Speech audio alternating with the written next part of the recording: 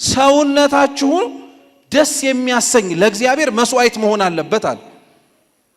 ቤታችሁ ያለው ዕቃ ደስ የምትሰኙበት የተማራችሁት ማን ደስ እንዲሰኝ ነው? እግዚአብሔር ደስ እንዲሰኝ ብሎ የተማረ አለ ከኛ ውስጥ? አንዳንዶቻችን እኮ የተማርነው እልህ ይዞን ነው። አላዋቂነታችን አንገብግቦን ማለት ነው። ዕውቀት የሚያድግ አንዳንዶቻችን የተማርነው በእልህ ብቻ ሳይሆን በብስጭትም ጭምር ነው። ለዘመናት አይገባውም ስንባል በቃ በጣም ተበሳጨንና ባይገባኝም ጀማረካችሁበትን አዳምጫችሁት ሕይወታችሁን ለመለወጥ እሺ ያላችሁለትን ቃል ቅዱስ ዳዊት ምን እንዳለው ታውቃላችሁ? ዋልያ ለውሃ ምንጭ እንደሚናፍቅ ሁሉ አንተን ተጠማው ነው ያለው። እውነት እግዚአብሔርን ተጠምቶ የተማረው ሰው አለ እዚህ ውስጥ? እውነት እግዚአብሔርን ፈልጎት እሱን ደስ ለማሰኘት ብሎ የተማረ ሰው አለ? ቃሉን እኮ በመጽሐፍ ቅዱስ ላይ በጣም ብዙ የሰሙት ሰዎች እንዳሉ ታውቃላችሁ? በጣም ብዙ ሰዎች እግዚአብሔር ደስ ተሰኝቶባቸው ስለሱ ብለው የሰሙት ሰዎች ግን በጣም ጥቂቶች ናቸው። ሰው መማር ያለበት እግዚአብሔርን መጀመሪያ ደስ ለማሰኘት ነው። ሰው መጀመሪያ አምላኩን ለማወቅ መሞከር ያለበት አምላኩ ደስ እንዲሰኝበት ነው። ስለ ራሳችን ደስታ ለዘመናት ደክመናል። የኛ ምኞታችን ስለማያልቅ እንደ ደስታችን አንዱ ደስታችን ሲፈጸም ሌላው ሐዘናችን ይጀምራል። አንዱ ደስታችን ሲራካ ሌላው ደስታችንን ለማርካት እንሞክራለን። ተምረን የምንመረቅ ሰዎች እግዚአብሔርን ደስ ለማሰኘት ነው መመረቅ ያለብን። ተምረን የምንመረቅ ሰዎች ብቻ አይደለንም። ደግሞ ስሙ፣ የሚማር ሰው እግዚአብሔርን ደስ የሚያሰኝ ብቻ ሳይሆን መሆን ያለበት ሕያውም መሆን አለበት። እስኪ ሕያው በሉ እንጂ። ሕያው ማለት ያልሞተ ማለት ነው። የኦሪት መስዋዕት ምን አይነት መስዋዕት መሰላችሁ? የከብት መስዋዕትና የእህል ቁርባን ያለው። የእህሉን ቁርባን እንተው። የእንስሳ መስዋዕት ግን በኦሪት መስዋዕት ሆኖ ሲቀርብ እንስሳው ወደደም ጠላም ሕይወቱ ያልፋል። ስለዚህ የሚኖረው እንስሳ መስዋዕት ለመሆን ግዴታ ሲል ይታረድና ይሞታል። እየሰማችሁ ነው? የታረደው ስጋ አይደለ ስትማሩ የሚጠበሰው የተባለው? መልካም የሆነውን መዓዛ ደግሞ ማን ይወስደዋል? እግዚአብሔር ያሻትተዋል። ቁርባናቸውን መስዋዕታቸውን ይቀበላል። የኦሪቱ መስዋዕት ሕይወት ለመስጠት ሲል የሚሞት ነው። የኦሪቱ መስዋዕት ሕይወት ለመስጠት ሲል ቢሞትም እሱ ግን ሞቶ ነው የሚያበቀው። ዛሬ እኮ በጣም የሚገርማችሁ ተምረው ሌላውን አቁመው እነሱ የሞቱ በጣም ብዙ ሰዎች አሉ። ተምረው ተመርቀው ለሌላው አርአያ ሆነው ሌላውን ሕይወታቸው ውስጥ እግዚአብሔር እንዴት እንደሚገባ ምክንያት ሆነው እነሱ ግን የሞቱ አሉ። ለእግዚአብሔር እውነተኛ የተማሩ ሰዎች ሕያዋን የተማሩትን የሚኖሩ ሰዎች መሆን አለባቸው። ስንቱን ቃል እግዚአብሔር ቀበር ነው። ስንቱን የተማርነውን ትምህርት ለኛ እንዲስማማንና እንዳኗኗራችን እንዲመቸን ብለን ላለመኖር ምክንያት ደረደርን። ከዚህ በላይ የሞተ ነገር ምን አለ? እውነቴን እንምላችሁ ክርስቲያኖች፣ ተመረቃችሁ ማለት የተማራችሁትን ለመኖር ወስናችኋል ወይ እየተባላችሁ እየተጠየቃችሁ ነው። ቃለ እግዚአብሔሩን አትቀብሩትም ወይ? ያላስተማረ ብቻ እኮ አይደለም ቃለ እግዚአብሔር የቀበረ የሚባለው። በነገራችን ላይ ተምሮ ያልኖረም ሰው ቃለ እግዚአብሔር የቀበረ ሰው ነው። ተደክሞበት እንደ ተደከመበት የታጣበት ሰው በጣም የሞተ ሰው ነው። ሕያው ያልሆነ ሰው ነው። ይሄን ጠንቅቃችሁ ማወቅ አለባችሁ ክርስቲያኖች። ብዙ ጊዜ ላይ እንደዚህ ተማሪዎች ተሰብስበው የምርቃት መርሃ ግብር ላይ ስለ መልካም ማድረጋቸውና ስለ መማራቸው ብዙ ሲመሰገኑ እኔም እሰማለሁ። ግን እውነቱን ልንገራችሁ፣ ይሄ የራሴ አስተያየት ነው። እውነት ስለተማርን ግን መመስገን አለብን? አሁን አንድ ሰው እናቱን ስላወቀ መመስገን አለበት? ግዴታው እኮ ነው። ግዴታው ነው። አባቱን ስላወቀ ዲግሪ መጫን አለበት? አይደለም፣ ግዴታው ነው።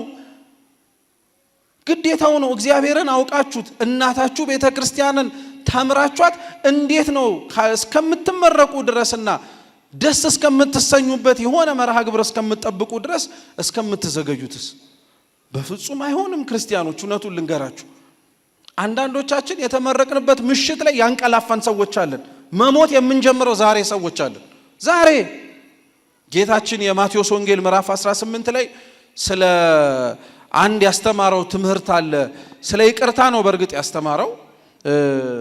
እሱን ትምህርት ራሱን ችሎ ሌላ ትምህርት ቢሆንም አንድ ግን ሌላው ሰው መኖር መጀመር ሲገባው መሞት እንዴት እንደሚጀምር ግን በዘርዘሪው ምሳሌ ጌታችን አስተምሯል።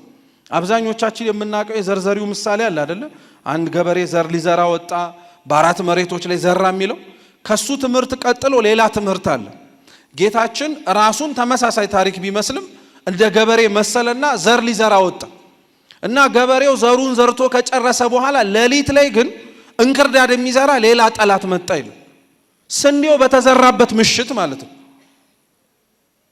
እንክርዳዱን ዘርቶት ከጨረሰ በኋላ እኩል አደጉ ይላል እና ሰራተኞቹ ወጥተው ስንዴውን ሊለቅሙ ሲገቡ እንክርዳድም አብሮት ከስንዴው ጋር ተጣብቆ አድጓል። አይለዩት ነገር እንክርዳዱን ሲነቅሉ ስንዴውም አብሮ ሊነቀል ይችላል። አይተውት ነገር እንክርዳዱ አይፈለግም፣ ስንዴው ነው የሚበላው። ለባለቤቱ ሄደው ሲነግሩት ምንድነው ያለው? እስከ መከር ድረስ ይቆያል። ምን ማለት መሰላችሁ? ገበሬው ዘሪው ክርስቶስ ነው። እርሻው የናንተና የኔ ልብ ነው። እርሱ በዘራበት ቅጽበት፣ እርሱ በደከመብህ ልክ ራስህም ላይ ለመድከም ያወከውን ለማሳደግ የተማርከውን ለመኖር የማትሞክር ከሆነ ክርስቶስ የዘራበት መሬት ላይ ጠላት መጥቶ ደግሞ እንክርዳድ ይዘራበታል። እንክርዳዱ የሚዘራው ደግሞ ስናንቀላፋ ነው። ገበሬው ዘሩን ዘርቶ ጨርሶ እሱ ሲተኛ ምሽት ላይ ነው መዝራት የጀመረው ጠላት። ምሽት ማለት ምን ማለት ነው? ተምሮ የጨረሰ ይመስል ሲያበቃ፣ ኖሮ የጨረሰ ይመስል ሲተኛ፣ ቃለ እግዚአብሔር ሰምቶ ጽድቅ ማማ ላይ ተንጠልጥሎ ላይወርድ ተጋድሎን የጨረሰ ይመስል ሲያቆም የዛን ጊዜ እንክርዳዱ መዘራት ይጀምራል። አታቁሙ ክርስቲያኖች፣ መጀመር ነው። ዛሬ የተመረቃችሁት እኮ ጨረሳችሁ አይደለም፣ ልትጀምሩ ስለሆነ ነው። ዛሬ የተሰበሰባችሁት ጨረሳችሁ ልትሸለሙ አይደለም፣ ልትጀምሩ ስለሆነ ልትመረቁ ነው። መንገዱን እንዲያቀናላችሁ፣ መንገዱን መልካም እንዲያደርግላችሁ። ማንም አልጨረሰም። እንደጨረስን ግን ስንቶቻችን አንቀላፍተናል? ኖረን እንደጨረስን ስንቶቻችን ተኝተናል?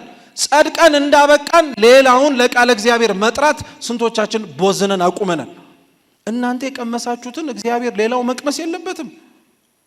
እናንተ ያወቃችኋትን ቤተክርስቲያን ሌላው አውቋት ለዘላለም ሕይወት መጠራት የለበትም። ሐዋርያት የተሰበኩትን ስብከት እኮ ለራሳቸው አስቀርተውት ቢሆን ኖሮ እኛ ባልተወለድን ነበር፣ እኛ ባልተገኘን ነበር፣ ክርስትና አሁን በደረሰበት ደረጃ ባልደረሰ ነበር። ሐዋርያት የሰሙትን በሹክሹክታ ያደመጡትን በጨለማ ሆነው የተማሩትን ጸጋ መንፈስ ቅዱስን ሲቀበሉ በአደባባይ በብርሃን ሆነው ነው የዘሩት። ዛሬ በዚህች አዳራሽ ሰብስባችሁ የተመረቃችሁ ሰዎች ወጣችሁ በአደባባይ መዝራት አለባችሁ። ይህን ቃል እግዚአብሔር እናንተን አይተው እግዚአብሔርን ማወቅ አለባቸው። እናንተን ተመልክተው ከንግግራችሁ ሳይቀድም ሐሳባችሁንና አኗኗራችሁን አይተው እግዚአብሔርን ማወቅ አለባቸው። ሕያው መሆን ማለት ይሄ ነው ክርስቲያኖች። አብዛኞቻችን ክርስቲያን ሆነን መታየት የፈለግነው ማወቃችንም እንዲታወቅ የፈለግነው በንግግራችን ነው። አኗኗራችን መቼ ይስበክ? የመጀመሪያዎቹ ቤተክርስቲያን ዘመን ላይ የነበሩት ሐዋርያት በቃል አስተምረው ወደ እግዚአብሔር ከሚያስገቧቸው ሰዎች ይልቅ ተሰብስበው የሚያሳዩቸው የፍቅር ሕይወት ብዙዎችን ማርኳል። ዛሬ ከቤተክርስቲያን ሰው ወጥቶ የሚቀረው ውጪ ሆኖም የማይገባው የሚሰበስብ ፍቅር ስኖሮን ነው። ስንቱን አባሮ ያስወጣው ተምሮም እንዳይቀመጥ ያደረግነው እኛው ራሳችንን። ሕያው ማለት ይሄ ነው ክርስቲያኖች። ሕይወትን የሚሰጥን ታሪክን የሚለውጥን ቃለ እግዚአብሔርን ተምረን መሞት ምን የሚሉት ኪሳራ ነው። ተመርቀው ለአገልግሎት በሚወጡበት ዕለት ላይ ማንቀላፋት ምን የሚሉት ድክመት ነው። ሕያው ማለት እሱ ነው። ሰውነታችሁ እግዚአብሔርን ደስ የሚያሰኝ ሕያው የሆነ ቅዱስ የሆነ መስዋዕት እንዲሆን ይፈልጋል። እግዚአብሔር ሰምታችሁ ካቀረባችሁለት ውጤታችሁ ተምራችሁ ተመርቃችሁ ከምትመሰገኑበት ሽልማታችሁ በላይ የእናንተን ሰውነት ነው መስዋዕት አድርጎ መመረቅ የሚፈልገው። አቤል የተመሰገነው ቃየልም ጭምር ደግሞ ባቀረበው መስዋዕት እግዚአብሔር ተቀባይነቱን ያላሳየው ያቀረቡት መስዋዕትን ተመልክቶ አይደለም፣ መጀመሪያ እነሱን አይቶ ነው። እግዚአብሔር እናንተን የሚመርቃችሁ ሁላችን ካለንበት ሕይወት ወደ ተሻለው ሕይወት እንድንለወጥ ሊያደርገን የሚችለው እመኑኝ ክርስቲያኖች ይዘነው የመጣነውን ነገር አይቶ አይደለም፣ መጀመሪያ ያመጣንበትንም ልብ ተመልክቶ ነው። መድከምስ ለራስ ነው። እውነቱን ልንገራችሁ፣ መማር ለራስ ነው፣ ማወቅ ለራስ ነው። ቃለ እግዚአብሔርን መተቻቻ አታድርጉት፣ ነውር ነው። ቃለ እግዚአብሔርን ሌላውን ሰው መወንጀያ ክስ ማድረጊያ አታድርጉት፣ ነውር ነው። ለምን መሰላችሁ ይሄን የምላችሁ ክርስቲያኖች? ጠላት ያልተማረን እንደተማረ አይፈትነው፣ ያላወቀን እንደሚያውቅ ሰው አይፈትነው፣ የሚያነብን ሰው እንደማያነብ ሰው አይፈትነው። ለዛ ነው አባቶቻችን በዜና አበው በበረሃ ያሉት አባቶቻችን ሲያስተምሩ ምንድነው የሚሉት? ሰው ቃለ እግዚአብሔርን መማር ሲጀምር እንዳልተማረ ሰው አይፈተንም ይላሉ። ያልተማረ ሰው ሰይጣን ሲፈትነው ይላሉ፣ ጠላት ሲፈትነው በደልን፣ ነውርን፣ ኃጢአትን እንዲሰራ አድርጎት ነው አሉ። መማርና ማወቅ የጀመረን ሰው ግን ጠላት የሚፈትነው ከራሱ ይልቅ በሚያነበው ቃለ እግዚአብሔር ውስጥ የሌላውን ሰው ኃጢአት በማየት ነው አሉ። እውነት ነው። በተማርነው ቃለ እግዚአብሔር እውነት ዛሬ የተመረቅን ሰዎች አንዴ የሚሆን ሁለቴ ውልብ አላለብንም? በሰማነው ቃለ እግዚአብሔር ሌላውን ለመዳኘት፣ ሌላውን ለማየት፣ ሌላውን ለመክሰስ። ተው ክርስቲያኖች፣ ቃለ እግዚአብሔር መወቃቀሻ አይደለም። ቃለ እግዚአብሔር ራሳችንን ማያ መስታወት ነው። እግዚአብሔር ለዛ ነው የምናቀርብለት መልካም የሆነውን መስዋዕት በሙሉ አሻቶ ደስ ተሰኞ እንደሚቀበለው ሁሉ እናንተን ከዛ በላይ ይፈልጋችኋል።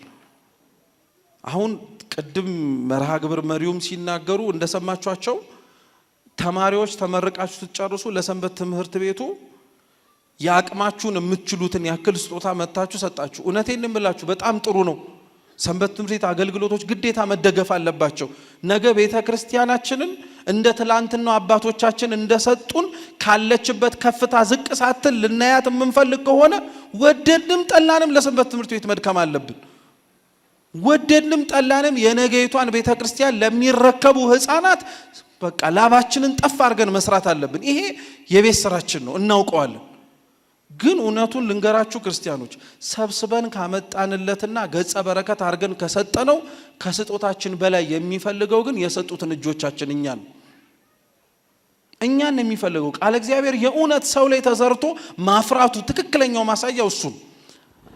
ዜና አበው ላይ አባ አጋቶን የሚባሉ ጻድቅ አሉ እና አባ አጋቶን ከጸሎት ከጾም ከስግደት ከምጽዋት የተረፈውን ጊዜያቸውን ሰሌን እየታቱ ወይንም ደግሞ ዘንቢል እየሰሩ ገበያ እየሸጡ ማለት ነው። ያችን ሳንቲም ደግሞ መልሰው ለአብያተ ክርስቲያናት እየሰጡ የሚተዳደሩ ጻድቅ ነበሩ አባ አጋቶን እና ከዕለታት አንድ ቀን ይዘው ዘንቢል ገበያ ለመሸጥ ወጡ። እንዳልኳችሁ ከጾም ከጸሎት ከስግደት ከምጽዋት የተረፈውን ጊዜን ነው ስራ ለመስራት የሚጠቀሙበት እንጂ ስራ ሰርተው የተረፋቸውን ጊዜ አይደለም ጽድቅ ለመስራት የሚደክሙበት። የኛን ህይወት ለእናንተ ልተውላችሁ። እግዚአብሔርን የምናስታውሰው ከስራችን በፊት ነው በኋላ ነው።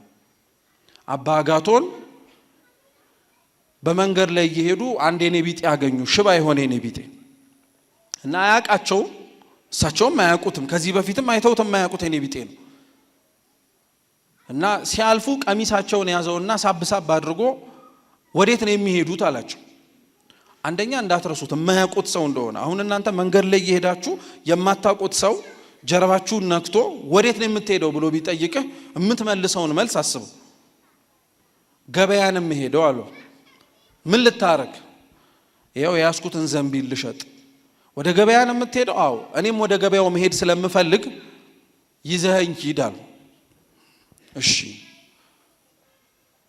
ከያዙት ዘንቢል ጋር የኔ ቢጤውም ሽባ ስለሆነ አዝለውት ገበያ ገቡ።